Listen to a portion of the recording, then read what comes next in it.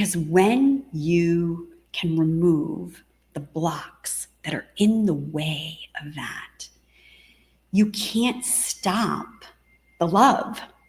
You can't stop the light. You can't stop the magnetism or the vibrancy that wants to shine through you. It can't be stopped because it is truth. And it's the truth of you. It's the truth of me. And believe it or not,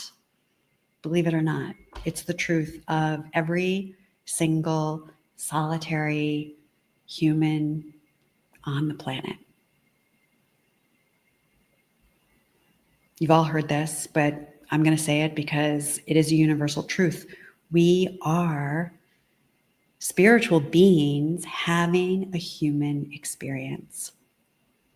And as we can begin to relate to ourselves in that way, it changes things. It changes the way that we experience life. It changes the way that we view our struggles, our trials.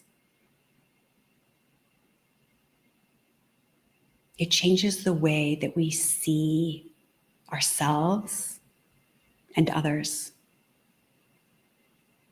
And so here's the invitation.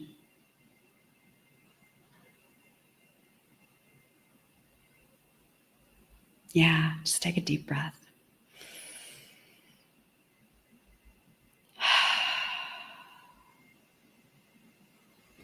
All right. Let me check my notes. I am using some notes because otherwise I am like a runaway train. I can't help it. So the other thing that I want to say about spiritual ambition is that there's the opportunity for conscious intention in our spiritual awakening.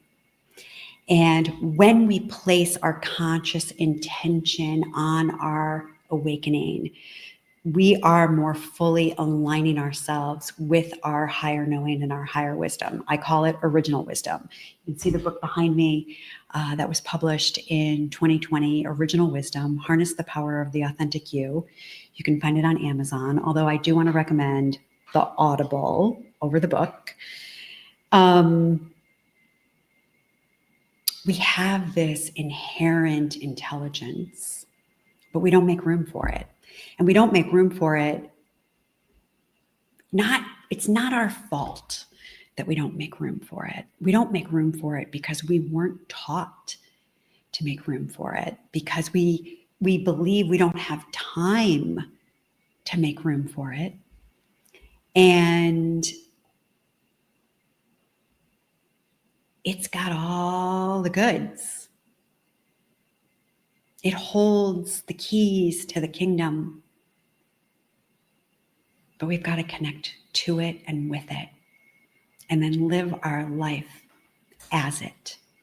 And I'm doing that.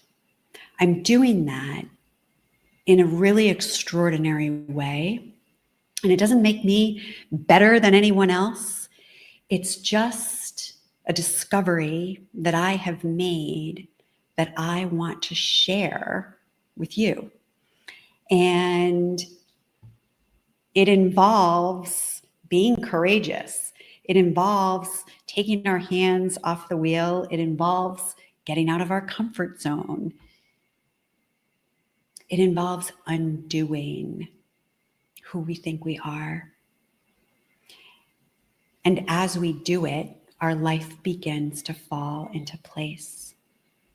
And then we start having so much more fun, so much more play, so much more lightness, so much more fulfillment, meaning, purpose, all of the things that we are hypnotized into chasing in the outside world.